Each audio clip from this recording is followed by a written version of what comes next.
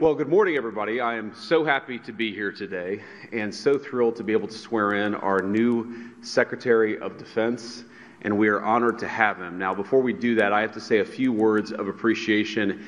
First, of course, to the President of the United States for nominating a person who is respected and adored by the warfighters. This is the Secretary of Defense who will stand up for the men and women that we send overseas to fight our nation's wars. I think a lot of them feel that they haven't had somebody who's had their back. That will change because the President of the United States nominated this guy, and we are grateful to President Trump for doing so.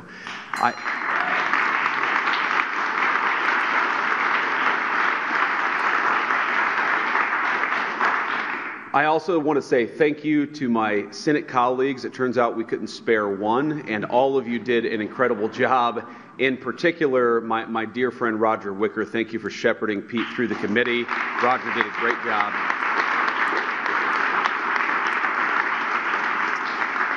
And in addition, all of the members of the Senate Armed Services Committee, who I know gave Pete the vetting and the hearing that he deserved, and I'm glad that we all ultimately decided that the President's nominee for Secretary of Defense ought to be our actual Secretary of Defense, and we're here today. I'm going to say one final thing. If you look at what has separated President Trump from so many of the people who came before him, it is the view that, number one, we should be sparing in how we deploy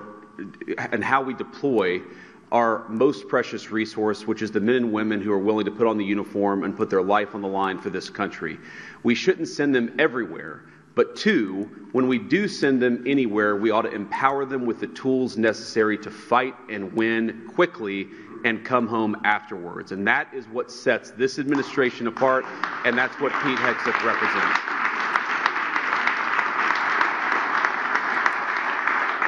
Now, finally, I, of course, have to thank the nominee himself. Pete, thank you for being willing to put yourself out there. I think you've shown yourself a man of deep character and of resolve over the last few months. Jennifer, thank you for standing by, our new Secretary of Defense, and your beautiful family, from your kids to the extended family. You guys did a hell of a job. We're proud of you, and we're glad to have you in Washington as we work to make America great again. So with that, let me administer the oath of office. Kids, come on up.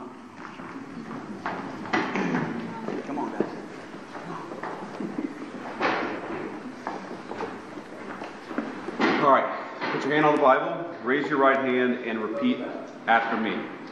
I, Petexeth, do solemnly swear that I will support and defend the Constitution of the United States against all enemies, foreign and domestic, that I will bear true faith and allegiance to the same, that I take this obligation freely, without any mental reservation or purpose of evasion, and that I will well and faithfully discharge the duties of the office on which I am about to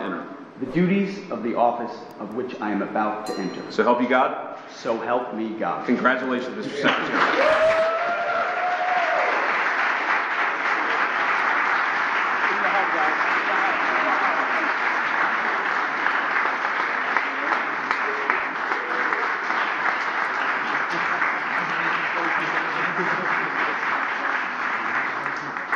Congratulations. Mr. Secretary, say a few words. All praise and glory to God. His will be done, and we're grateful to be here.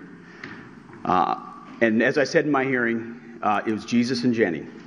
I would not be here without you, sweetheart. Thank you so much.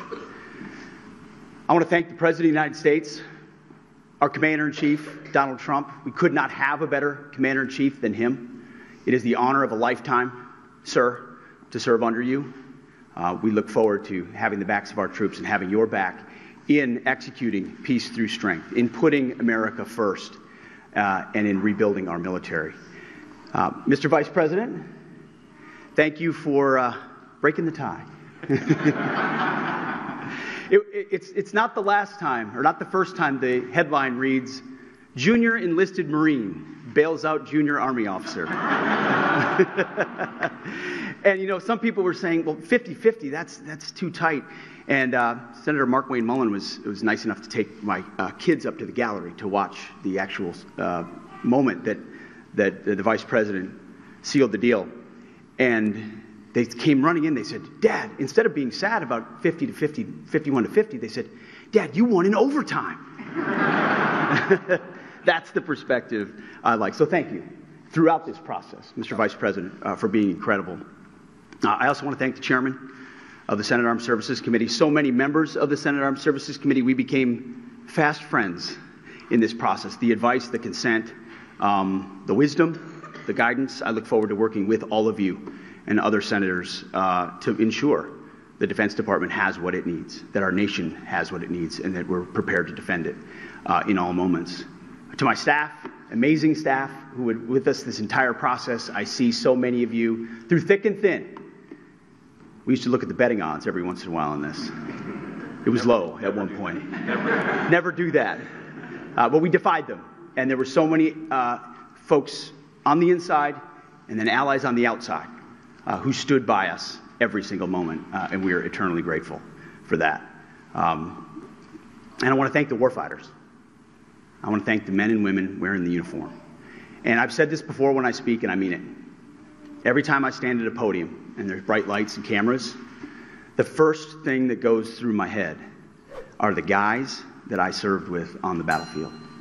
The men and the women who I lock shields with and put my life on the line with, who never get the spotlight, who never have the cameras, who people don't know what they did in dark and dangerous places. But I know. And at the Pentagon, we're going to remember and we're going to know. And we're going to think about those warriors with every single decision that we make. We will put America first. We will bring peace through strength. And the three principles I talked about are what we will bring to that Pentagon. Restore the warrior ethos in everything that we do. Rebuild our military. And reestablish deterrence. We don't want to fight wars. We want to deter them, as you said. And we want to end them responsibly. But if we need to fight them, we're going to bring overwhelming and decisive force to close with and destroy the enemy and bring our boys home.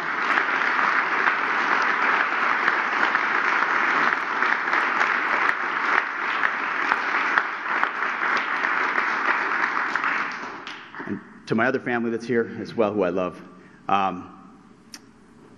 it's the honor of a lifetime. And I would be remiss if I didn't note one person in this room who doesn't expect to be recognized, but Captain Rougeau is here. He was my company commander on my first deployment in Guantanamo Bay.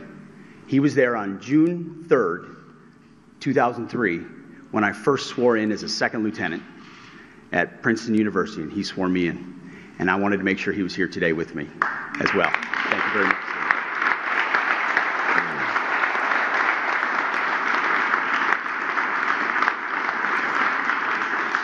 So, Mr. President, thank you very much to the American people. We have your back. We're going to get to work right away. God bless. Thank you.